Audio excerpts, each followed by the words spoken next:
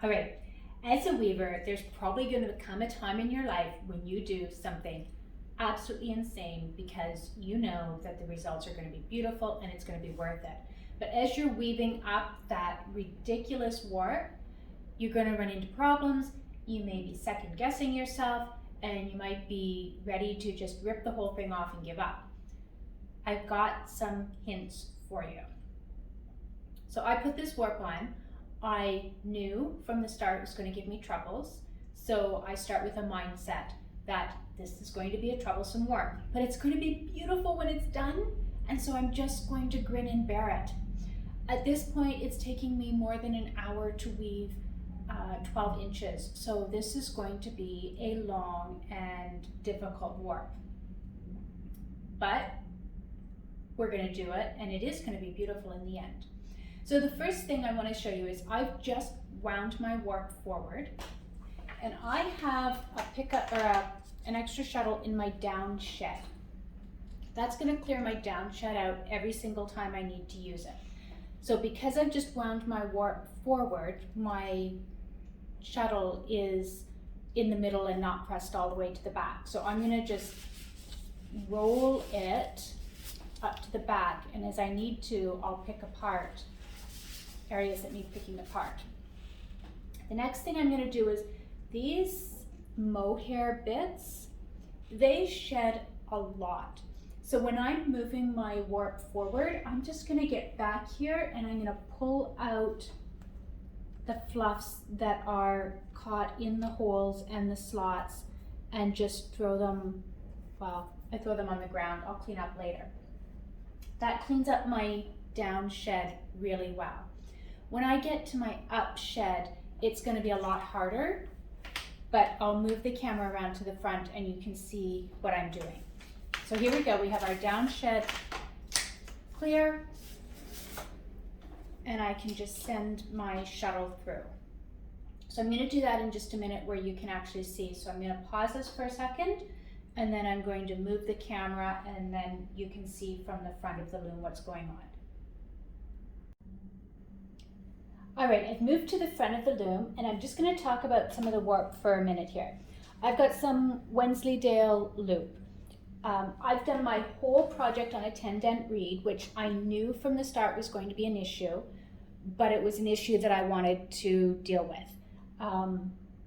Because if you look at it, you can just see how gorgeous it's going to be. So I've got some Wensleydale loop. I've got some wisp, which is mohair with a little bit of nylon. I've got some cashmere and silk, more Wensleydale loop. This is an angel hair, which is a mohair and silk. It's very fine. This one is more wisp. You can see this mohair and this mohair. This one's much fuzzier. This one's causing me no problems. This is causing a little bit of problems. There's some more wisp. What else? More Wensleydale loop. Oh, a little bit of Zambezi here, which is more mohair and silk, but not nearly as fuzzy as this mohair and silk. So the ones that are giving me the problems are those mohairs and a little bit of the Wensleydale. So I showed you how I put a shuttle in the down shed, and that allows me to clear my down shed really easily so that I can just slide right through my down shed. So I'm actually checking, I'm looking to make sure that I don't have any threads in the wrong spot. And as I send my shuttle through, I'm also going to slide it right down to the front. This is going to allow, it's going to get any tangles here that are there out so that I can just slide my shuttle forward nice and easily.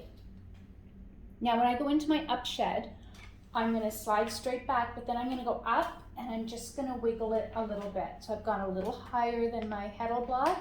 I've wiggled it a little bit. It's lowered a lot of my threads, but not all of them. So now I'm going to go through with my up shed, and as I go along, I just put my finger through and lower the ones that have raised up.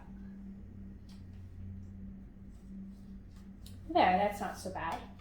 Now, because I just moved my shuttle forward, I can also go back here and clean these sheds out and take out any fuzzes that built up, and that will help me when I do future upsheds. Well, in theory, it will help me. In reality, it doesn't do a lot, but it makes me feel better to do it.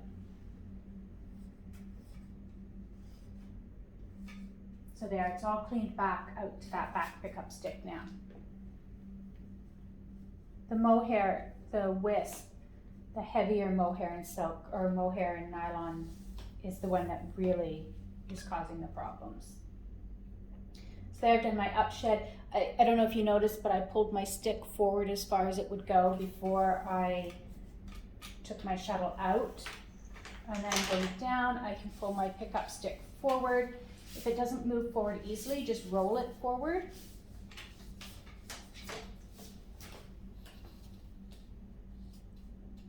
Send your shuttle through.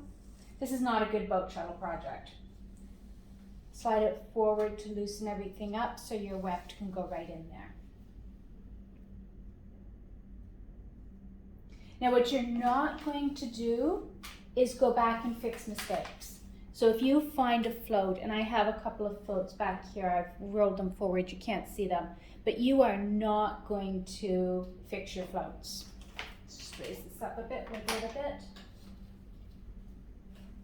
And then I'm just gonna go through and just use my finger to lower those slot threads down. Slide it forward. Oops, okay, so I'm checking here and I've missed a few. So I'm just gonna send it back, lower those few, and there we go. So you do have to pay lots of attention. You do need to go slower, but it is definitely doable and it doesn't have to be too painful.